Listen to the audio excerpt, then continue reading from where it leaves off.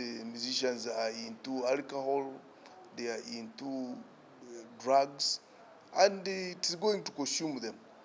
So my appeal to them is really celebrity doesn't mean you are above the law or you are above anybody. If you want your music to live beyond you, you must sing good music, music with a theme, and you must also be disciplined. That's when your music will live after you. There are so many, there is a lot of music which have lived beyond their composers. Phil Mbongole Lutaya, up to now we still enjoy his music. Ekles Kawalia, we still enjoy their music. And many others, and many other old musicians. Some of the musicians have now started even duplicating that music. Why? Because they lived with a lot of integrity, they sang with integrity, they sang on themes, and their music lives after them. But hooliganism, that one I condemn in the strongest terms possible. Police has taken note of all that hooliganism. I think it might have been yesterday when they made the press release and warning all musicians to stop that type of hooliganism and to stop recruiting gangs against one another. So the public should be calm. Our security organs and more especially police is handling. And I have confidence in the operations of police. I think it is going to be sorted out. But all this hooliganism is a sign of moral degeneration. Because if you look at the musicians of the 60s, the 70s, the 80s, even those who are still alive, they are still men and women of integrity. Look at Joanita Kawalia, look at Moses Matovu. Those are musicians who are still singing, but they are still maintaining their integrity.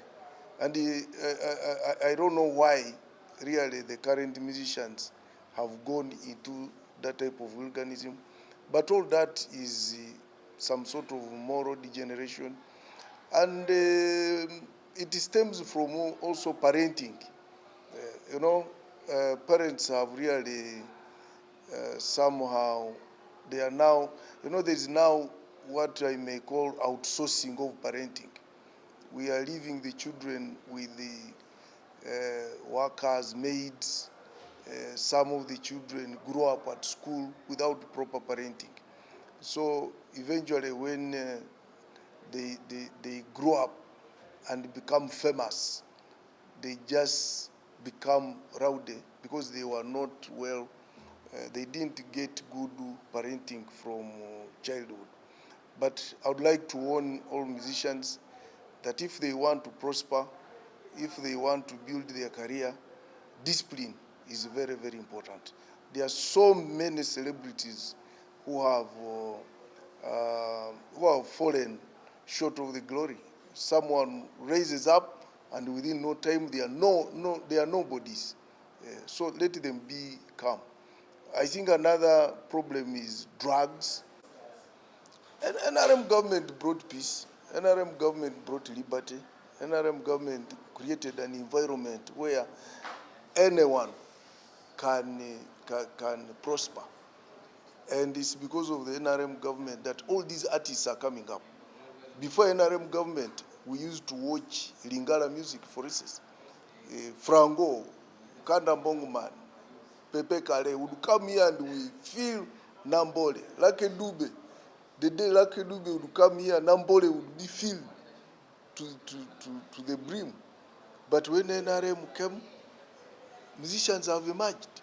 Nowadays, Chameleon, Bebe Cool, Bobby Wine can feel Nambole. All those are taking advantage of NRM government. So if anybody says NRM government is creating hooliganism, I think that person has a problem completely. But hooliganism is as a result of some of these musicians becoming famous, and that fame was unplanned for, it was unexpected. You know, someone just finds himself famous unexpectedly, and because of that excitement, they start creating gangs. And I may not even call them gangs. They create associates who eventually turn up to be what? Gangs. Because I don't think they even have a training for those gangs. Just because you have money, you get a following, people follow you. And eventually they even assume they are now bodyguards. And finally, they turn into gangs. But some of this is because some of them, not all of them, are involved in drugs. And you may meet that most of these acts which they do are out of influence of either alcohol or drugs. So really, people should thank NRM for liberalizing the economy, for creating an environment where our local artists have now overtaken the foreign artists. Yes. Yeah, the IGP, I saw a press release yesterday. The IGP police was warning all those artists against breaching the guidelines of assemblies and those shows. And very soon he's going to call those artists to remind them on their responsibility and also agree with them on the way forward, how they should collaborate with the police to ensure the people who are going to watch their shows are handled. Yeah. Sekwegamba nti tewali abagambako, naye ndowooza eyo naye development mpya, kubanga abayimbi bano bona bolaba babadde bakola ebivulo byabwe nga tewali mutawaana. Emitawaana ebaddewo naye nga si mingi nnyo, kubanga walaba radio Wizo radio bwe yafa kali kavuyo, naye at least tiyali gang balwanira mu bbaala then ne kuvaako okufa kwe. Naye kati ndowooza problem eriwo, abayimbi kati bayesanze nga bakabi, nga bayina sente. Omusajja bw'oba oyina sente ofuna abaleeba esiibo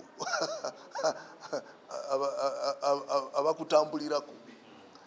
Kati ndowooza bwe banywa omwenge then n'abalala ne bateekamu ebiragalalagala, buli akukwatako bo bayagala kukola ki?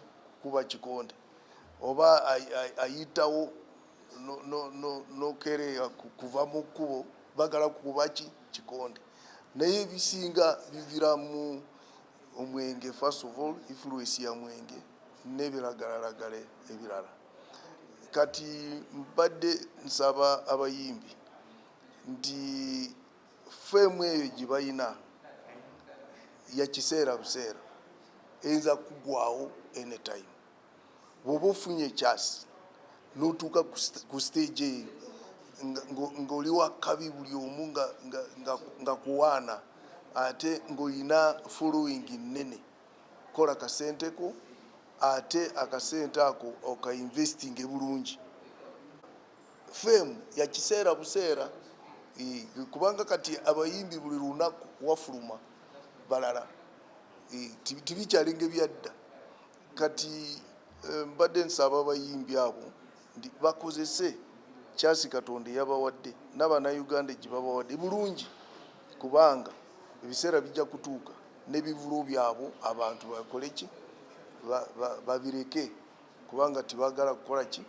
kukosebwa ndi kubanga ogenze mu kivulo. Omanyi kati ebyo byonna biva ku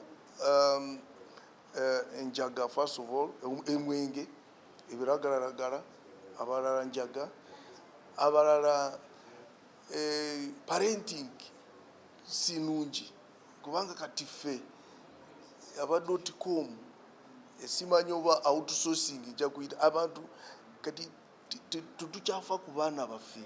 Abaana first of all tubalekera baki ba house girls, ba housemaids. Bwaba talina housemaid aba ali ku ssomero, bwava ku ssomero ali mu housemaid. Kati abazadde tetukyalina budde bw'okwolola abaana mu mpisa enungi, empisa enganda enungi. Kakati awo omwana bw'akula nafuna ku kasente aba talina empisa enganda mu mutwe gwe. Ali mubiri byalaba ku firimu n'empisa ze yafuna ku housemaid. Ate ba housemaid abasinga tibalina ba tribe eyo gyovaamu. Ennono zewamwe tebakoze ki, tebazimanyi, n'empisa zewamwe tebazimanyi, bamanyi zaabwe. So mbadde nsaba abazadde nti abaana tubaweeko time, tubeere nabo, tubayigirize empisa zaffe enganda, ate tubayigirize n'empisa ez'okuweereza ekitiibwa buli omu. Omuntu bw'aba aze kulaba ekivulo kyo, oyo ye mukama wo, muwe ekitiibwa kye. Abayimbi ab'edda ab'emyaka y'enkaaga, 7, 8, 9 mubalaba, abalala bakyaliwo. Joanita Kawalya mumulaba, mukyala wa kitiibwa, akyayimba abantu bonna ne bakola ki, ne basanyuka. Moses Matovu tumulaba, musajja wa kitiibwa. Baiklas Kawalya bafa naye ennyimba zaabwe zikyayina ki, zikyatambula. Kati awo mbadde nsaba abayimbi ab'ennaku zino nabo bakole sort of ekiraale kyabwe, ndi bwe banaba nga tibakyaliwo tujja kubajjukira ku ki. Kati bw'oba tokyaliwo ne tukujjukire ndi wali okuba ebikonde, wali okuba abantu, ekyo si kirungi completely and also. Gavumenti eno ekyesinze kukola obulungi y'emirembe, kutuwa emirembe. Ekyo kye tukyasinga kukola obulungi ennyo, emirembe. Kati awo gavumenti eyaleeta emirembe teyinza ate kwonoona ki emirembe ne creatinga gangsters. Gavumenti eno yaleeta emirembe. Gavumenti eno yalagira nti buli omu akole bizinesi nga tayina mutawaanyi. That's why abo abayimbi abaana baffe abangi bagenze mu kuyimba. Kubanga juzi wano mu myaka gya 90 twali tukyagenda kulaba abakongole nga bayimba wano Lingala. Nambole yali ejula Kanda Mbongomani ngazze, oba Koffi Olomide, oba Lucky Dube, omugenzi Lucky Dube ngazze. Naye kati ne Chameleone ajuza ki Nambole, Bebe Cool ajuza Nambole, Bobi Wine ajuza Nambole. Kubanga kati naffe tulina abayimbi be twepangira. Eyo yonna, ebyo byonna bizibwe bityo lwa mirembe ate na lw'enkola ye NRM. Kati NRM ebyo byonna yebikoze, kati ate egende yonone ebintu byayo byekoze. Gangsters tuzijjamu ki? Akalulu oba gangster weziri oba tiziriyo tujja kawangula, kubanga tukawangudde emirundi esinga. Kati awo lwaki kati kano aka 26 kateke kuninga twakawangula kalulu 26 twakawangula. 2011 tukawangula 16 tukawangula 21 tukawangula kati mirundi ena kati ogwokutaano ogwo gujja kututeeka kuninga so abo boogera byabwe naye kati tuyina ekizibu ekya those gangsters. Poliisi yafulumiza ekiwandiiko jo nti egenda kukola nnyo n'amaanyi nnyo erabe nti ebyo ebyaba gangsters bigwewo. Ate ndowooza ne IGP agenda kuyita abayimbi bonna abawe amateeka g'okugenderako. Naye abayimbi abo tibalina na gangsters asaki, naye balina abantu ababagoberera fe mu lulimi lwaffe abalebeesi kati abalebeesi bwe babeera bangi simanyi mu Luganda naye nze waffe omugaga tabulako ki abalebeesi kati abalebeesi abo be baleeta ekizibu kubanga baagala kusanyusa ki omugaga, that is all. Naye tiwali gangster nti omuntu atraininze gang ey'okutawanya banne.